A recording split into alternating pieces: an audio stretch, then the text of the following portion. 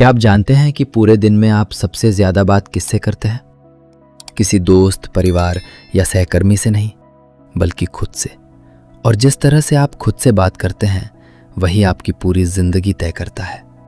नमस्कार दोस्तों, the readers book में आपका स्वागत है। आज हम शुरू करने जा रहे हैं प्रोफेसर मंजू अग्रवाल की जीवन बदल देने वाली पुस्तक साइकोलॉजी ऑफ सेल्फ टॉक की एक खास 10 भागों वाली सीरीज। ये किताब हमें सिखाती है कि केवल अपने खुद से बात करने के तरीके, सेल्फ टॉक और एक शब्द के सही इस्तेमाल से आप तनाव, असफलता और डर से बाहर निकलकर एक खुशहाल और सफल जीवन कैसे बना सकते हैं। इस 10 भागों की सीरीज में हम 7 माइंडक्योर मंत्रों को विस्तार से समझेंगे, जो आपके सोचने के नज़रिए को बदलकर आपको अंदर से मजबूत बनाएंगे। तो ईयरफोन लगा लीजिए, चैनल को सब्सक्राइब कर लीजिए और चलिए शुरू करते हैं आत्मसंवाद और सफलता का ये अद्भुत सफर। भाग 1, आत्मसंवाद की शक्ति और मन की आंतरिक आवाज। हमारे भीतर हर पल एक धीमी आवाज गूंजती रहती है, जो दिन रात हमारे विचारों, भावनाओं और फैसलों को प्रभावित करती है। प्रोफेसर मंजू अग्रवाल अपनी किताब की शुरुआत में ही समझाती हैं कि यह आंतरिक आवाज, जिसे हम सेल्फ टॉक यानी आत्मसंवाद कहते हैं, हमारे जीवन का सबसे शक्तिशाली हथियार है। इंसान दिन भर में हजारों विचार सोचता है और उनमें से अधिकांश विचार खुद से की गई बातचीत का हिस्सा होते हैं। समस्या ये है कि हम इस बातचीत के प्रति कभी जागरूक ही नहीं होते। जब कोई मुश्किल परिस्थिति आती है तो हमारा मन अपने आप नकारात्मक बातें बोलने लगता है, जैसे मैं ये नहीं कर सकता, मुझसे गलती हो जाएगी या मेरी किस्मत ही खराब है। ये लगातार चलने वाली नकारात्मक बातचीत हमारे आत्मविश्वास को दीमक की तरह चाट जाती है और हमें अपनी वास्तविक क्षमताओं का उपयोग करने से रोकती है। आत्मसंवाद का मनोविज्ञान बहुत सीधा है। आप अपने मन में जैसा शब्द बोएंगे, आपकी जिंदगी में वैसा ही फल उगेगा। जब आप खुद से सकारात्मक और उत्साहवर्धक शब्द कहते हैं तो आपका दिमाग मस्तिष्क में ऐसे केमिकल्स जारी करता है जो आपको शांत और केंद्रित रखते हैं। इसके विपरीत, जब आप खुद की आलोचना करते रहते हैं या हार मानने वाले शब्द दोहराते हैं तो आपका शरीर तनाव के मोड में चला जाता है। प्रोफेसर मंजू अग्रवाल बताती हैं कि हमारी सफलता और असफलता के बीच का अंतर अक्सर हमारी बाहरी योग्यता नहीं, बल्कि वह गुप्त संवाद होता है जो हम हर पल अपने दिमाग के भीतर चला रहे होते हैं। यदि आप अपनी जिंदगी बदलना चाहते हैं तो सबसे पहले आपको इस बात के प्रति सतर्क होना पड़ेगा कि आप खुद से किस लहजे और भाषा में बात कर रहे हैं। खुद से बात करने का सही तरीका सीखना एक कला है जिसे अभ्यास के जरिए विकसित किया जा सकता है। ज्यादातर लोग खुद के सबसे सख्त आलोचक बन जाते हैं और छोटी सी गलती होने पर भी खुद को कोसने लगते हैं, जबकि हमें खुद का सबसे अच्छा दोस्त और मार्गदर्शक बनना चाहिए। जब कोई दोस्त किसी मुसीबत में होता है तो हम उसे डांटने के बीट बाय सांत्वना और हिम्मत देते हैं। ठीक यही व्यवहार हमें खुद के साथ भी अपनाना होगा। अपने आत्मसंवाद को बदलने का पहला कदम है अपनी आंतरिक आवाज को सुनना और यह पहचानना कि कब यह आपको डरा रही है या आपका हौसला तोड़ रही है। जब आप इस अवांछित बातचीत को पकड़ना सीख जाते हैं, तभी आप इसे एक नए और सकारात्मक दृष्टिकोण से बदलने में सक्षम हो पाते हैं। इस शुरुआती चरण में हमें यह स्वीकार करना होगा कि हमारे विचार ही हमारे व्यवहार और भविष्य का निर्माण करते हैं। जब हम अपने शब्दों को सही दिशा देना शुरू करते हैं तो हमारे सोचने का नजरिया पूरी तरह से बदलने लगता है। सकारात्मक आत्मसंवाद केवल एक दिलासा नहीं है, बल्कि यह दिमाग को सफलता के लिए रीवायर करने की एक वैज्ञानिक प्रक्रिया है। जब आप खुद पर विश्वास जताने वाले एक एक शब्द को गहराई से आत्मसात करते हैं तो आपका डर धीरे धीरे कम होने लगता है और आपकी निर्णय लेने की क्षमता अद्भुत रूप से बढ़ जाती है। यही मजबूत मानसिक नींव आपको आगे आने वाले जीवन के हर कठिन मोड़ पर संभाले रखती है। भाग 2, माइंडक्योर का पहला मंत्र, जागरूक बनना और नकारात्मकता को पहचानना। स्वयं के भीतर सकारात्मक बदलाव लाने की प्रक्रिया में सबसे पहला कदम जागरूकता है, जिसे प्रोफेसर मंजू अग्रवाल अपने माइंडक्योर दृष्टिकोण का पहला और सबसे बुनियादी मंत्र मानती हैं। जब तक आपको इस बात का एहसास ही नहीं होगा कि आपका मन हर समय किस तरह की नकारात्मक बातें बुन रहा है, तब तक आप उसे बदलने का प्रयास कभी शुरू ही नहीं कर सकते। हम में से अधिकांश लोग ऑटो पायलट मोड में अपना जीवन जीते हैं, जहां मन में उठने वाले हर विचार को हम सच मान लेते हैं। जब मन कहता है कि यह स्थिति तुम्हारे बस की नहीं है, तो हम बिना सवाल पूछे उस पर भरोसा कर लेते हैं। पहला माइंडिक्योर मंत्र हमें इसी गहरी नींद से जगाता है और सिखाता है कि हम अपने ही विचारों के दृष्टा यानी ऑब्जर्वर बने और देखें कि हमारी आंतरिक आवाज वास्तव में क्या कह रही है। नकारात्मक आत्मसंवाद अक्सर बहुत चालाक और सूक्ष्म रूप में हमारे भीतर प्रवेश करता है। यह हमेशा खुले तौर पर डर पैदा नहीं करता, बल्कि कभी-कभी यह शंका, पुरानी नाकामियों की याद दिलाकर या अति सावधानी के नाम पर हमें आगे बढ़ने से रोकता है। प्रोफेसर मंजू अग्रवाल बताती हैं कि जब भी आप किसी नए काम की शुरुआत करते हैं या किसी चुनौती का सामना करते हैं, तो उस वक्त मन में चलने वाले शब्दों पर खास ध्यान दें। क्या वह शब्द आपको हिम्मत दे रहे हैं या वे आपको असुरक्षित महसूस करा रहे हैं? जब आप अपने भीतर चलने वाले इस अवांछित पैटर्न को पहचानने लगते हैं, तो उस नकारात्मक संवाद की शक्ति अपने आप आधी हो जाती है, क्योंकि अब वह अंधेरे में छिपकर काम नहीं कर सकता। जागरूकता के इस चरण में हमें यह समझना होगा कि हम अपने विचार नहीं हैं, बल्कि हम वह इंसान हैं जो उन विचारों को सुन रहा है। विचार केवल हवा में उड़ते बादलों की तरह हैं जो आते और जाते रहते हैं। जब आप खुद को अपने नकारात्मक विचारों से अलग करना सीख जाते हैं, तो आप हर विचार पर प्रतिक्रिया देना बंद कर देते हैं। उदाहरण के लिए, मैं असफल हूं सोचने के बजाय यह सोचना शुरू करें कि मेरा मन मुझे असफल होने का विचार दे रहा है। यह छोटा सा मानसिक फेरबदल आपको तनाव से तुरंत राहत दिलाता है और आपके भीतर एक ऐसा स्थान बनाता है जहां से आप शांत रहकर सही फैसला ले सकते हैं। अपनी आंतरिक बातचीत को पहचानने के बाद अगला कदम है उन शब्दों पर सवाल उठाना। जब भी आपकी आंतरिक आवाज कहे कि तुम यह कभी नहीं सीख पाओगे, तो तुरंत खुद से पूछें कि क्या इस बात का कोई ठोस प्रमाण है? क्या आपने अतीत में कभी कोई नई चीज नहीं सीखी?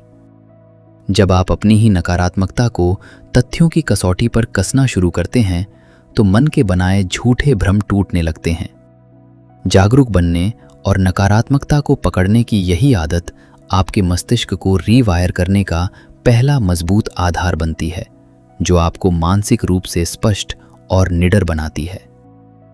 भाग 3, माइंडिक्योर का दूसरा मंत्र, शब्दों का चयन और सकारात्मक रूपांतरण।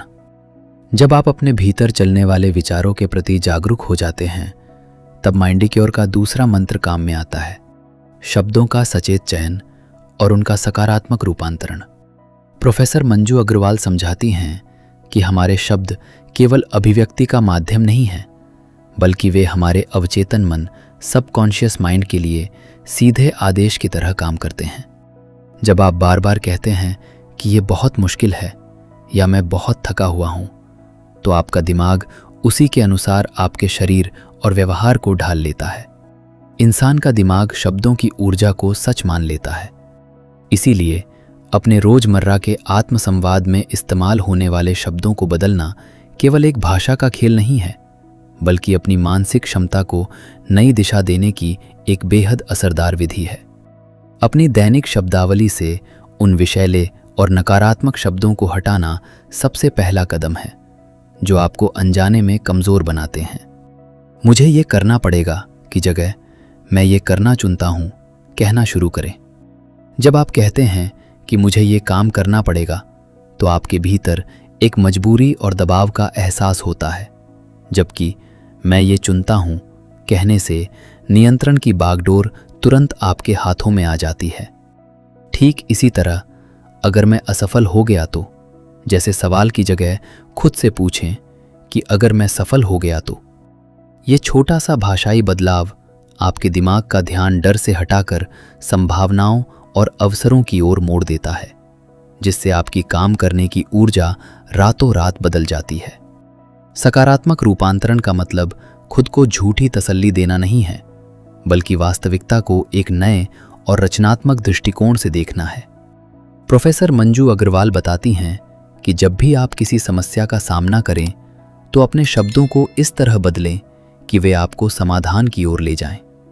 उदाहरण के लिए, यदि आप किसी कठिन प्रोजेक्ट में अटके हैं तो ये कहने के बजाय कि मुझे समझ नहीं आ रहा मैं क्या करूं, खुद से कहें कि मैं अभी सीख रहा हूं और जल्द ही इसका सही तरीका खोज लूंगा।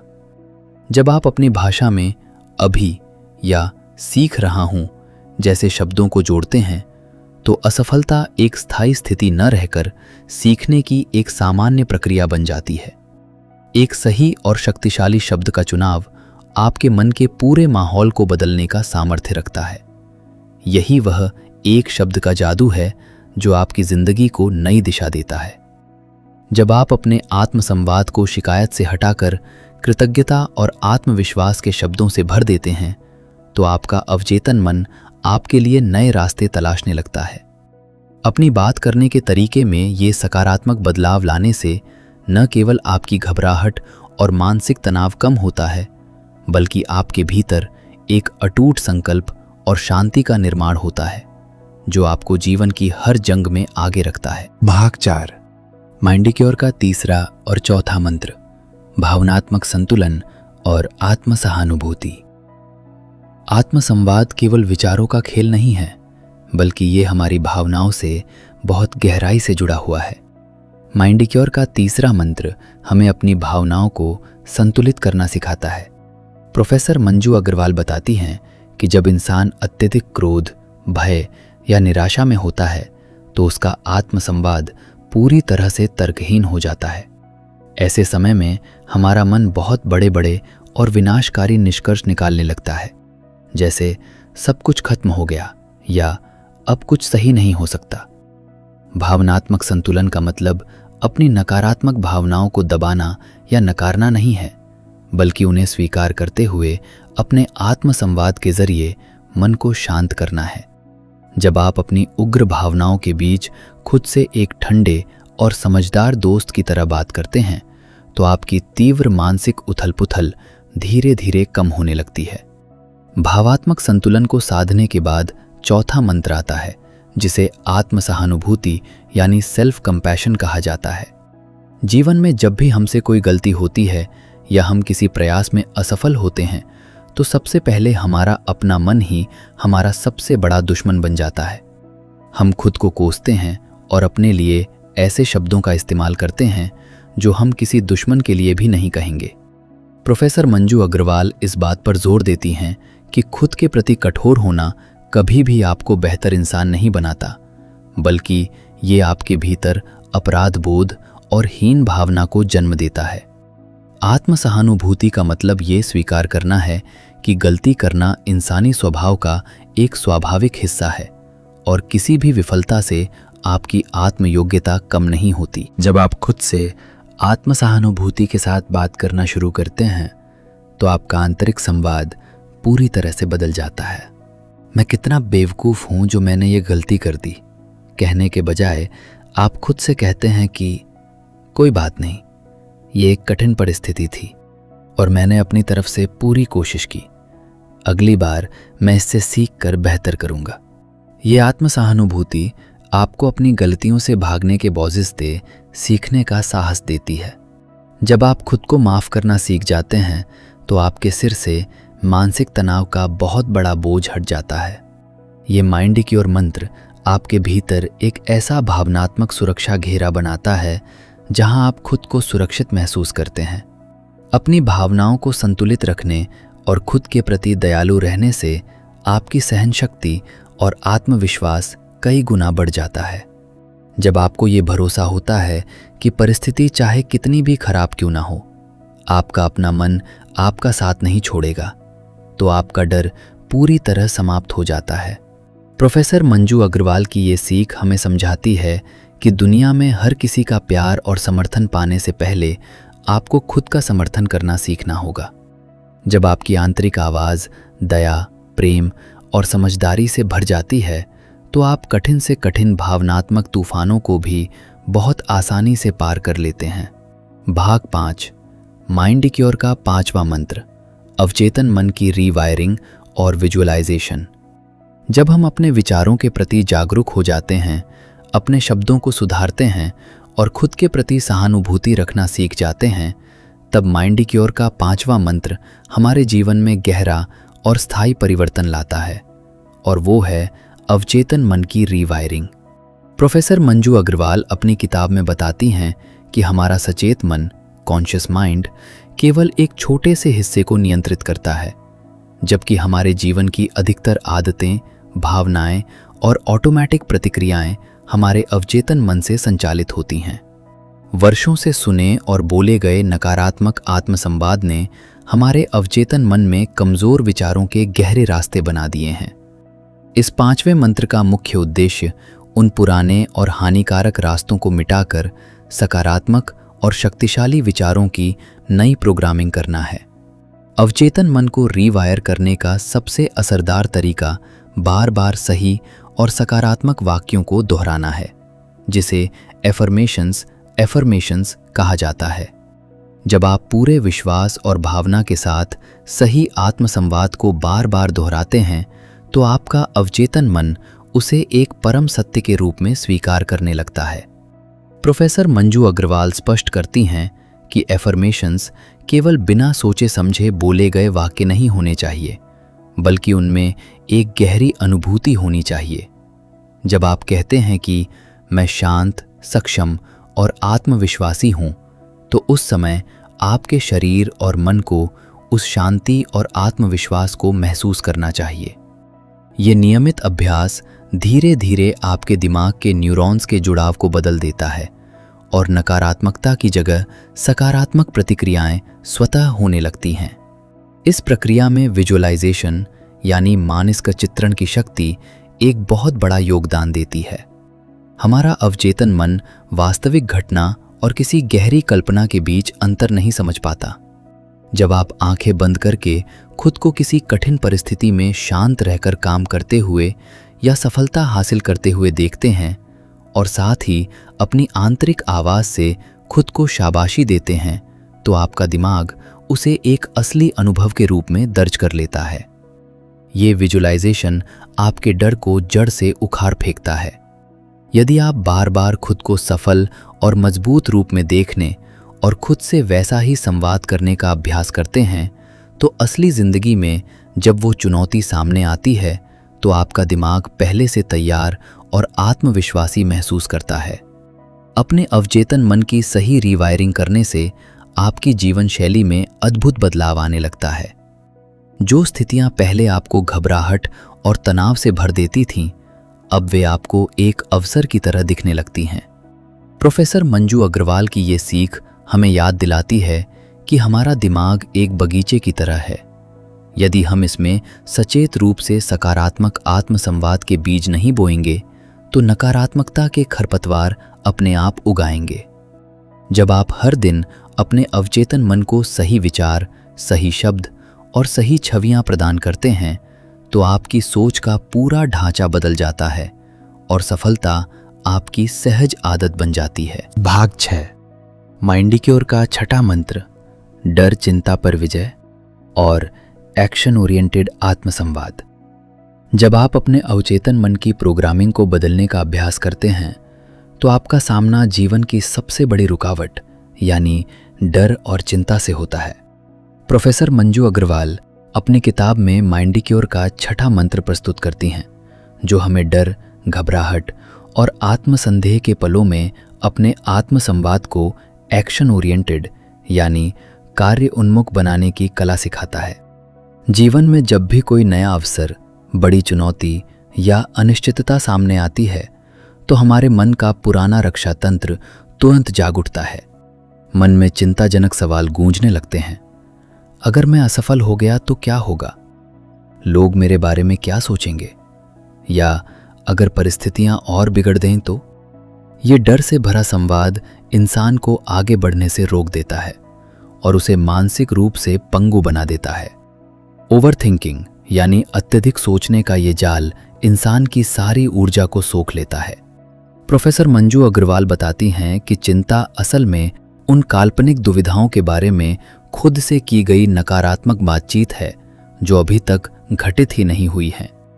इस मानसिक जाल से बाहर निकलने का सबसे कारगर तरीका अपने सवालों के स्वरूप को बदलना है।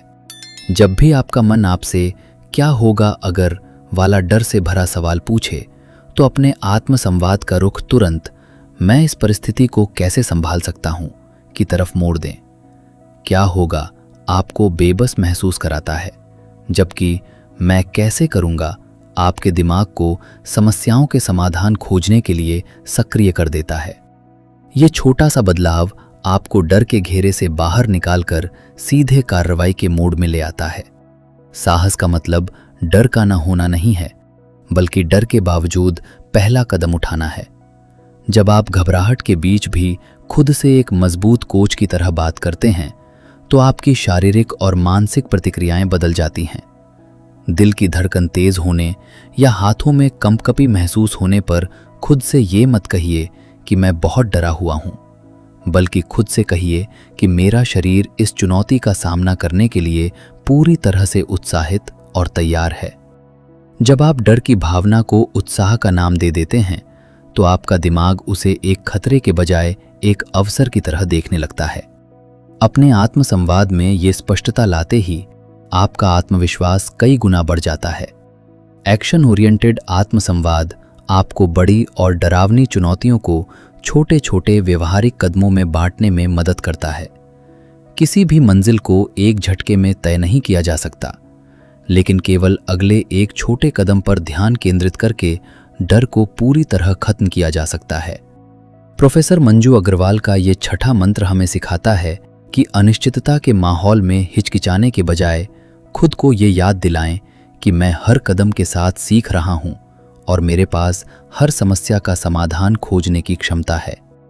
जब आपकी आंतरिक आवाज आपको रुकने के बजाय आगे बढ़ने का आदेश देने लगती है, तो कोई भी डर या चिंता आपको अपनी मंजिल तक पहुंचने से नहीं रोक सकती। भाग 7, माइंडिक्योर का 7वां मंत्र, कृतज्ञता, आत्मविश्वास और आंतरिक शांति का स्थायी निर्माण।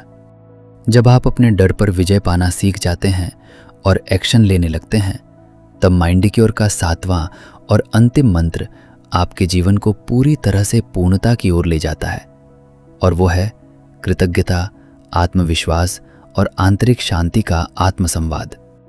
प्रोफेसर मंजू अग्रवाल अपनी किताब में बताती हैं कि इंसान का मन स्वभाव से हमेशा उन चीज़ों की तरफ भागता है जो उसके पास नहीं है या जो उसके जीवन में अधूरी रह गई हैं। यह कमी वाली सोच आपके भीतर असंतोष, ईर्ष्या और लगातार मानसिक अशांति पैदा करती है। 7वां मंत्र हमें सिखाता है कि हम अपने आत्मसंवाद को कमी से हटाकर प्रचुरता और कृतज्ञता पर केंद्रित करें। जब आप खुद से उन चीज़ों के बारे में बात करते हैं जो आपके पास हैं, तो आपका मन एक पल में शांति और तृप्ति से भर जाता है। कृतज्ञता का आत्मसंवाद केवल बड़ी सफलताओं के लिए धन्यवाद देना नहीं है, बल्कि जीवन के हर छोटे छोटे अवसर और अनुभव का सम्मान करना है। हर सुबह उठकर खुद से ये कहना कि आज का दिन एक नया अवसर है और मेरे पास सीखने व आगे बढ़ने के लिए बहुत कुछ है, आपके दिन का पूरा माहौल बदल देता है। जब आप अपनी कमियों और असफलताओं की जगह अपनी ताकतों और अब तक तय की गई दूरी पर ध्यान देते हैं, तो आपके भीतर एक मजबूत और स्वाभाविक आत्मविश्वास जन्म लेता है। प्रोफेसर मंजू अग्रवाल स्पष्ट करती हैं कि असली आत्मविश्वास घमंड या दिखावे से नहीं आता, बल्कि अपनी आंतरिक आवाज के साथ बनाए गए एक गहरे और सच्चे रिश्ते से आता है। अपनी आंतरिक शांति को बनाए रखने के लिए यह समझना बहुत ज़रूरी है कि बाहरी दुनिया की हर परिस्थिति पर हमारा नियंत्रण नहीं हो सकता, लेकिन अपनी आंतरिक दुनिया पर हमारा पूरा अधिकार है। जब जीवन में अप्रत्याशित चुनौतियां या नुकसान सामने आते हैं, तो अपने आत्मसंवाद के जरिए खुद को संभालना ही सबसे बड़ी परिपक्वता है। ये मेरे साथ ही क्यों हुआ? जैसे व्यर्थ सवालों में उलझने के बजाय खुद से कहें कि यह परिस्थिति मुझे कुछ नया सिखाने आई है और मैं इसका सामना पूरी गरिमा व धैर्य के साथ करूंगा। जब आप अपनी आंतरिक आवाज को अपना सबसे बड़ा सहारा बना लेते हैं, तो बाहरी दुनिया का कोई भी तूफान आपकी शांति को भंग नहीं कर सकता। 7 माइंडक्योर मंत्रों का ये चक्र हमें ये समझाता है कि हमारा हर विचार और शब्द हमारे भविष्य का खाका तैयार करता है। जब आप कृतज्ञता और आत्मविश्वास के शब्दों को अपनी दैनिक आदत बना लेते हैं तो आपकी सोच का स्तर सामान्य से बहुत ऊपर उठ जाता है। ये 7वां मंत्र आपको केवल दुखों या तनाव से दूर नहीं रखता, बल्कि आपको एक ऐसे मुकाम पर पहुंचा देता है जहां आप खुद के प्रति दयालु, दूसरों के प्रति सहानुभूतिपूर्ण और अपने जीवन के प्रति पूरी तरह से संतुष्ट महसूस करते हैं। यही आंतरिक शांति और स्थिर आत्मविश्वास आपके जीवन की वास्तविक और स्थायी सफलता का आधार बनता है। भाग 8, रिश्तों में आत्मसंवाद का प्रभाव और बेहतर संचार की कला। आत्मसंवाद का प्रभाव केवल हमारी व्यक्तिगत सोच या मानसिक स्थिति तक सीमित नहीं रहता, बल्कि ये हमारे हर छोटे बड़े रिश्ते की नींव को भी तय करता है। प्रोफेसर मंजू अग्रवाल अपनी किताब के इस अध्याय में समझाती हैं कि हम दूसरों से जिस तरह का व्यवहार करते हैं उसकी शुरुआत इस बात से होती है कि हम अपने भीतर खुद से कैसा व्यवहार कर रहे हैं। यदि आपका आंतरिक संवाद लगातार असुरक्षा, शंका, असुरक्षित महसूस करने या दूसरों को दोष देने से भरा हुआ है तो आपके शब्दों और हाव भाव में भी वही कड़वाहट झलकेगी। इसके विपरीत जब आपका खुद के साथ एक स्वस्थ, संतुलित और प्रेमपूर्ण संबंध होता है तो आप दूसरों के साथ भी धैर्य, समझदारी और सहानुभूति के साथ जुड़ पाते हैं। हमारे कई रिश्ते केवल इसलिए टूट जाते हैं या उनमें तनाव आ जाता है क्योंकि हम बातचीत के दौरान सामने वाले की बात सुनने के बजाय अपने मन के भीतर चल रहे पूर्वाग्रहों और आक्रामक आत्मसंवाद को सुनने में व्यस्त रहते हैं। जब कोई व्यक्ति हमसे कुछ कहता है तो हमारा मन तुरंत रक्षात्मक रवैया अपना लेता है और भीतर ही भीतर जवाब तैयार करने लगता है। ये हमेशा मेरे साथ ही ऐसा करता है, इसे मेरी कोई परवाह नहीं है, या मुझे अपनी बात साबित करनी ही होगी। प्रोफेसर मंजू अग्रवाल बताती हैं कि यह आंतरिक अशांति वास्तविक संवाद को खत्म कर देती है। यदि आप अपने भीतर चल रही इस रक्षात्मक बातचीत को शांत करना सीख जाएं, तो आप सामने वाले व्यक्ति को बिना किसी पूर्वाग्रह के सचमुच सुन सकते हैं और किसी भी गलतफहमी को बहुत आसानी से सुलझा सकते हैं। खुद के साथ कड़वा संवाद करने वाले लोग अक्सर दूसरों की छोटी छोटी बातों को भी व्यक्तिगत हमले की तरह ले लेते हैं।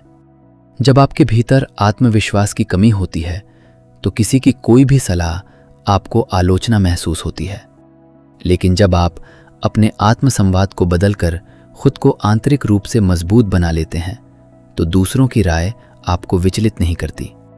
आप अपनी बात को बिना गुस्सा हुए या बिना डरे स्पष्टता से रखना सीख जाते हैं। प्रोफेसर मंजू अग्रवाल की यह सीख हमें समझाती है कि एक स्वस्थ रिश्ता बनाने के लिए सबसे पहले अपने भीतर की उस कड़वी और शक्की आवाज़ को शांत करना आवश्यक है जो आपको हर रिश्ते में असुरक्षित महसूस कराती है। रिश्तों को मजबूत बनाने में आत्म-सहानुभूति और दूसरों के प्रति सहानुभूति का गहरा रिश्ता है। जब आप अपनी गलतियों को माफ़ करना सीख जाते हैं तो आप दूसरों की गलतियों के प्रति भी अधिक उदार हो जाते हैं। आपका आत्मसंवाद शिकायत करने के बजाय समाधान और प्रेम की भाषा बोलने लगता है।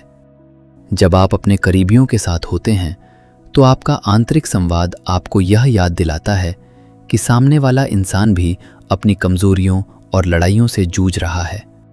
अपनी आंतरिक भाषा में यह करुणा लाते ही आपके रिश्तों में मिठास, गहरा भरोसा और एक अटूट बंधन स्थापित होने लगता है जो जीवन के हर मोड़ पर आपको भावनात्मक संबल प्रदान करता है। भाग 9, कार्यस्थल पर सफलता, उत्पादकता और नेतृत्व में।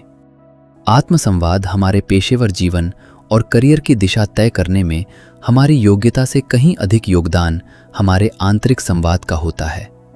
प्रोफेसर मंजू अग्रवाल अपनी किताब के इस हिस्से में समझाती हैं कि कार्यस्थल की दैनिक चुनौतियों, दबावों और प्रतिस्पर्धा के बीच आपकी सफलता इस बात से तय होती है कि आप खुद को कैसे संभालते हैं। जब आपके सामने कोई कठिन डेडलाइन, बड़ा प्रोजेक्ट या कोई अचानक आई समस्या होती है तो आपका मन दो में से एक रास्ता चुनता है।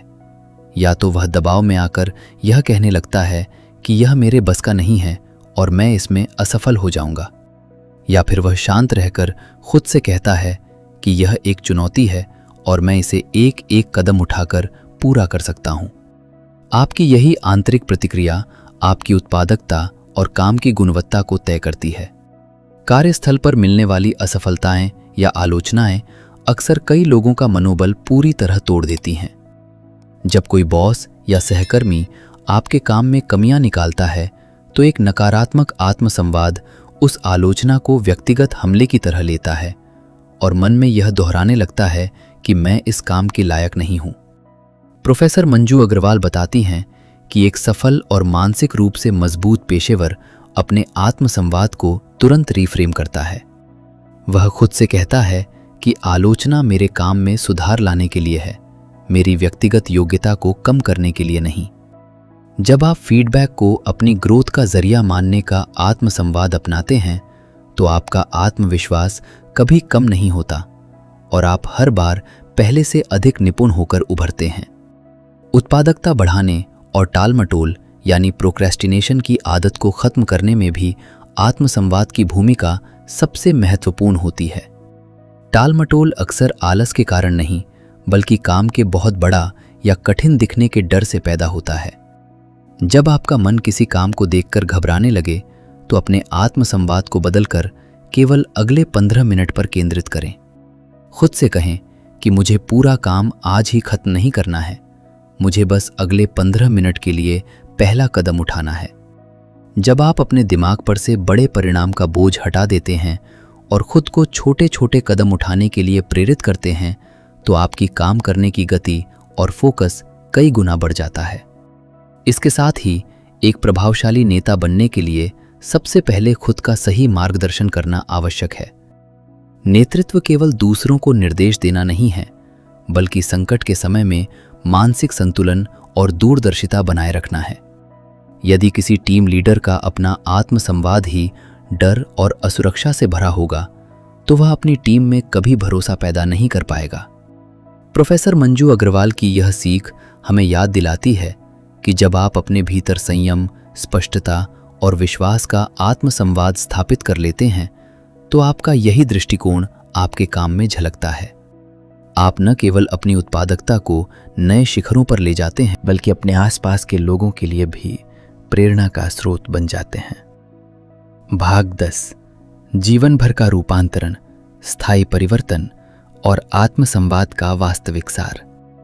साइकोलॉजी ऑफ सेल्फ टॉक के इस अंतिम पड़ाव पर पहुंचकर हमें यह गहराई से समझना होगा कि आत्मसंवाद में सुधार करना केवल कुछ दिनों की कसरत या कुछ हफ्तों का प्रयोग नहीं है बल्कि यह जीवन भर अपनाई जाने वाली एक जीवन शैली है। प्रोफेसर मंजू अग्रवाल अपनी किताब के इस आखिरी अध्याय में समझाती हैं कि असली और स्थायी परिवर्तन तब आता है जब आप हर दिन सचेत रूप से अपने विचारों के प्रति सतर्क रहना सीख जाते हैं। जीवन में जब भी परिस्थितियां बदलेंगी, नई चुनौतियां आएंगी या कोई बड़ी असफलता आपके दरवाजे पर दस्तक देगी तो आपका मन पुरानी आदतों के तहत फिर से नकारात्मकता की ओर भागने की कोशिश करेगा। लेकिन यदि आपने माइंडिक्योर के इन सभी मंत्रों का नियमित अभ्यास किया है तो आपकी नई प्रोग्रामिंग आपको कभी गिरने नहीं देगी और आप हर बार पहले से भी ज्यादा मजबूती के साथ वापसी करेंगे।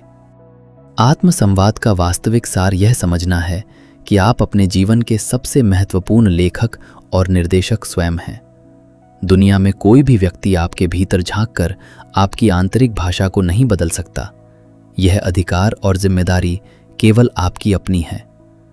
जब आप अपने विचारों में खुद के प्रति दया, सम्मान और विश्वास का भाव लाते हैं तो आपकी पूरी शारीरिक और मानसिक ऊर्जा का स्तर बदल जाता है। प्रोफेसर मंजू अग्रवाल यह स्पष्ट करती हैं कि सकारात्मक आत्मसंवाद का मतलब जीवन की दुश्वारियों से आंखें मूंद लेना या झूठे दिलासे में रहना नहीं है, बल्कि यह खुद को इस बात का भरोसा दिलाना है कि आप में हर मुश्किल से बाहर निकलने और अपने सपनों को साकार करने का सामर्थ्य मौजूद है। जैसे जैसे आप इस आत्मसंवाद को अपनी दिनचर्या का स्थायी हिस्सा बनाते हैं, आप पाते हैं कि आपकी चिंताएं घटने लगी हैं और आपका मन एक गहरे संतोष व शांति से भर गया है। आपका आंतरिक संवाद अब आपका सबसे बड़ा दुश्मन या सख्त आलोचक नहीं रहा, बल्कि वह आपका सबसे वफादार दोस्त, सच्चा मार्गदर्शक और अटूट सहारा बन चुका है। अब आप बाहरी दुनिया की प्रशंसा या आलोचना पर निर्भर नहीं रहते, क्योंकि आपका अपना मन आपके भीतर आत्मविश्वास की एक कभी न खत्म होने वाली ज्वाला जला चुका होता है। यही वह स्थिति है जहां आप एक खुशहाल, स्वस्थ और सफल जीवन के वास्तविक अर्थ को अनुभव करने लगते हैं। अंत में प्रोफेसर मंजू अग्रवाल का यह ग्रंथ हमें यह संदेश देता है कि अपनी जिंदगी को बदलने के लिए आपको किसी बहुत बड़े चमत्कार का इंतजार करने की जरूरत नहीं है। चमत्कार की शुरुआत उसी क्षण से होती है जब आप खुद से कहने वाले शब्दों में पहला बदलाव लाते हैं। वही एक शब्द जो आप हर परिस्थिति में खुद से कहते हैं, आपके डर को साहस में और आपकी असफलता को सफलता में बदलने का सामर्थ्य रखता है। जब आप अपनी आंतरिक भाषा को मास्टर कर लेते हैं तो आप न केवल अपने जीवन को एक नई दिशा देते हैं, बल्कि अपने आसपास के पूरे माहौल को भी सकारात्मकता और प्रेरणा से रोशन कर देते हैं। और दोस्तों, इसी के साथ प्रोफेसर मंजू अग्रवाल की जीवन बदल देने वाली पुस्तक साइकोलॉजी ऑफ सेल्फ टॉक की यह 10 भागों वाली संपूर्ण सीरीज आज यहीं समाप्त होती है। मुझे पूरा विश्वास है कि इस सीरीज ने आपके सोचने के नज़रिए और खुद से बात करने के तरीके को हमेशा हमेशा के लिए बदल दिया होगा। हमेशा याद रखिए कि जिस तरह का संवाद आप अपने भीतर चलाएंगे, वैसी ही दुनिया आपके बाहर बनेगी। अगर आपको यह पूरी सीरीज और हमारे प्रयास पसंद आए हैं तो इस वीडियो को तुरंत लाइक करें, अपने दोस्तों और परिवार के साथ शेयर करें ताकि वे भी अपनी आंतरिक आवाज़ को सकारात्मक बना सकें। और कमेंट में लिखकर ज़रूर बताएं कि इस सीरीज़ का कौन सा माइंडिक्योर मंत्र आपको सबसे ज़्यादा पसंद आया। अगर आपने अभी तक हमारे चैनल को सब्सक्राइब नहीं किया है तो द रीडर्स बुक को अभी सब्सक्राइब करें और बेल आइकन दबाना न भूलें।